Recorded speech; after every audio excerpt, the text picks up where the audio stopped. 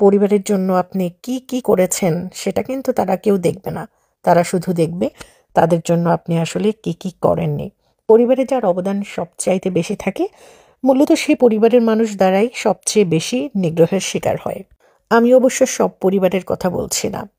এরকম অনেক পরিবার আছেন।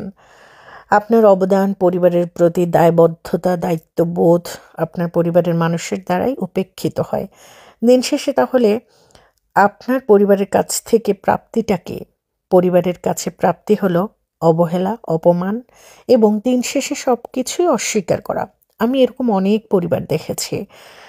পরিবারের কথা ভেবে যে মানুষটা সবচেয়ে বেশি স্যাক্রিফাইস করে, পরিবারের মানুষকে ভালো রাখার দায়িত্ব পালন করে, সেই মানুষটাকে বিন্দুমাত্র মূল্যায়ন করা হয় না।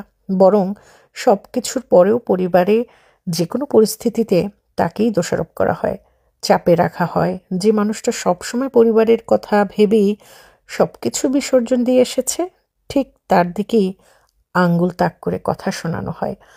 একটু ভেবে দেখুন তো, যে পরিবারের জন্য নিজের স্বপ্ন, সুখ, শখ, আহ্লাদ সব কিছু বিসর্জন দিলেন, সেই পরিবারের মানুষগুলো কি কখনো জানতে চেয়েছে আপনি ভালো আছেন কি না?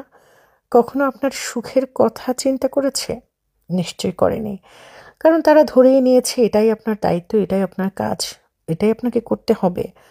আপনি করবেন না তো কে করবে? মানে এরকম জাস্ট টেকেন ফর গ্রান্টেড। আপনার এই আত্মত্যাগ আর বিসর্জনকে তারা তাদের অধিকার হিসেবে গ্রহণ করে নিয়েছে।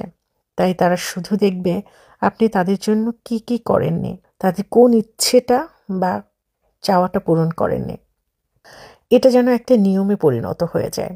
আপনি যেদিন করতে পারবেন না, সেদিন দেখবেন আপনার সাথে আচরণটা কেমন হয়ে যায়। এক মুহূর্তে সব কিছু বদলে যাবে। চেনা মানুষগুলো, চেনা মুখগুলো আপনার কাছেই অচেনা লাগবে। এমনটাই হয়। আমি অবশ্যই আবারও বলছি, সব পরিবার এমন না, সব পরিবারের সাথে মিলাবেন না। এরকম অনেক পরিবার আছেন, এরকম অনেক সন্তান আছেন যারা পরিবার দ্বারা অবহেলিত, হাজার দায়িত্ব পালন করেও। কথা কি জানেন? পৃথিবীতে চলছে মূলত স্বার্থপরতার প্রতিযোগিতা।